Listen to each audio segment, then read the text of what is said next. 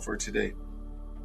We're super excited about the last few days that we've been doing things, and so we're on day 15, our day 115. It's definitely not day 15, and I was thinking about day 13. So if I were to scroll up to day 13 real quick, we were talking about cognitive overload, and we were talking about how do we get rid of the things that are part of our uh, the things that we need to get out and replace. And then so the grounding there was God, quiet with noise, what quiet the noise, what is noise within me? Help me to clear what does not belong in my mind. And then our truth there was a cluttered mind has a hard time hearing clearly. Too many open loops, unfinished thoughts, unprocessed emotions, and consistent mental noise can leave you anxious, distracted, and spiritually dull. Peace often requires a clearing space. And so, one of the things that I wanted to make sure that we did, I didn't want to kind of leave that as, hey, it's great, unclutter your mind, without going through some of the ways to do it. And so, I kind of paused instead of jumping in straight into what I had planned for day 115.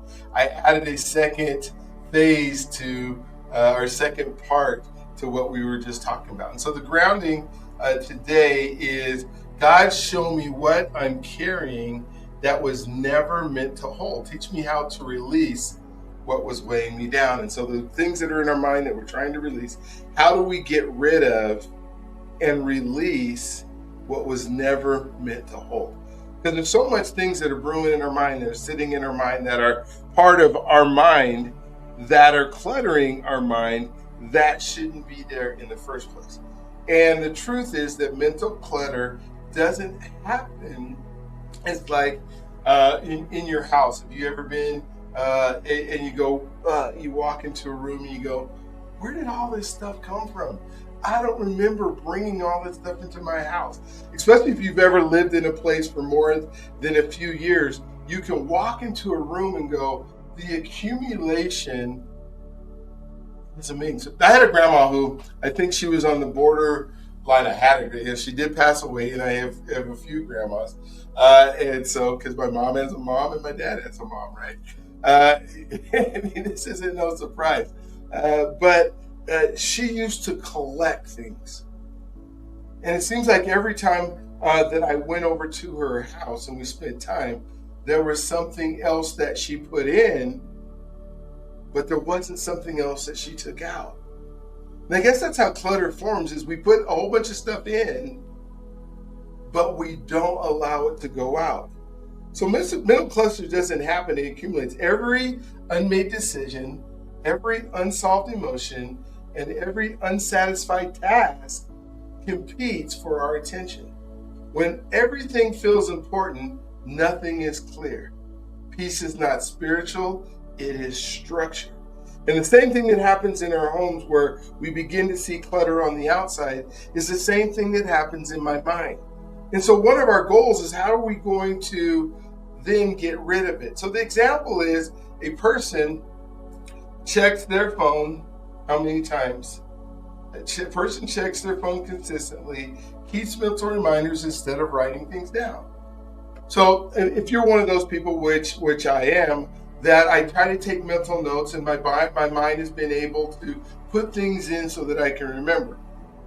The problem, and I don't know if this has ever happened to you, is I put so much in, I can't recall, oh, what am I supposed to be doing right now? And what that ends up in is missed appointments. That ends in disappointed in maybe my kids because I didn't show up for a game. It shows up in not being a man of my word. It shows up in me not believing and saying that I'm not enough and there's something wrong with me because I can't remember. And the problem isn't that I can't remember. I have a good memory. I can think of all kind of things that have happened throughout my life. The thing is, I put so much in, I haven't replaced it or got rid of some of that clutter. Conversations that they try solving everything at once, by the end of the day, you feel overwhelmed, not because of what you did, but because everything you did kept mentally open.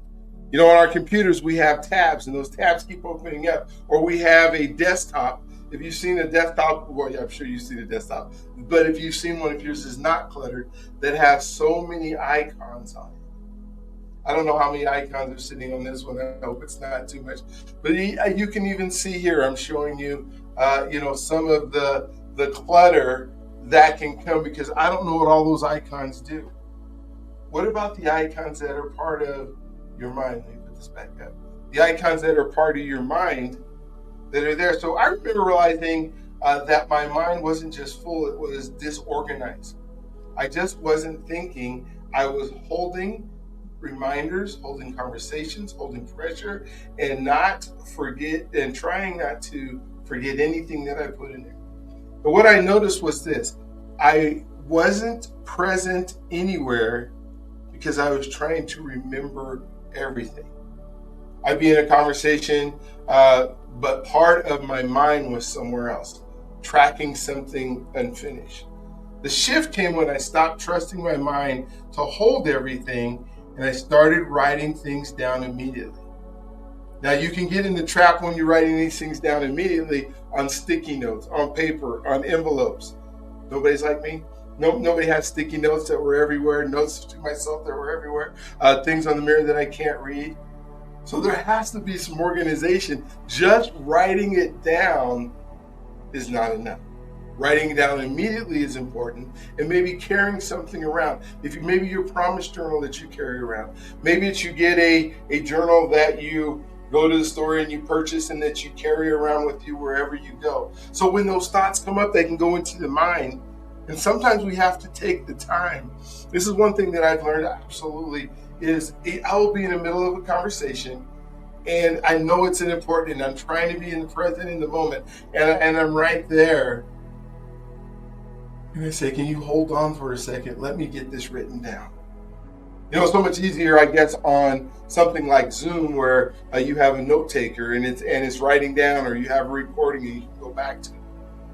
But whatever those devices are that are cluttering your mind, as soon as you write it down, there's something in our mind, and we'll talk about this in a second, that allows you to release it for the moment because you know how to capture it back. So tasks, thoughts, ideas, even small things. Then I created simple structure. What needs action, what needs to wait, what needs to be released. Those three things: what needs action, what needs to wait, and what needs to be released. This is a simple structure that, if you're able to do it, can change your life. And it will change your life forever, because now you're categorizing. And I'm not telling you to get OCD. If you're OCD, you probably already do a lot of this stuff. What I'm saying is our minds in this day and age had cognitive overload. Sometimes the reason that people scroll, the reason that they get on social media is to just to try to take the clutterness that's in their mind and go to something that entertains them, because the mind is trying to process way too much. So by doing these three things: what needs action, what needs to wait, and what needs to be released. I used to have three folders that I would have. I have a yellow one, a red one, and a green one.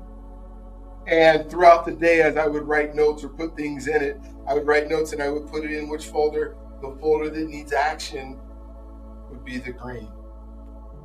The folder that needs to wait would be the yellow. The folder that needs to be released, that's the one that would be the red. So I put stuff in the red, and then at the end of the day, or some of the days, I would just go ahead and dump that out. Like actually shred it. That was almost my shred pile. And I get back to some of that simple things almost every single day, because we try to control everything electronically. And you spend more time trying to find folders, and it's great to have a file system to be able to do stuff. But you can do something simple, the things you write down. You can even get a spiral notebook that has 3 subjects. Remember that when we were in school, we had a 5 subject one, and 3 subject one, and 2 subject one, has dividers in it.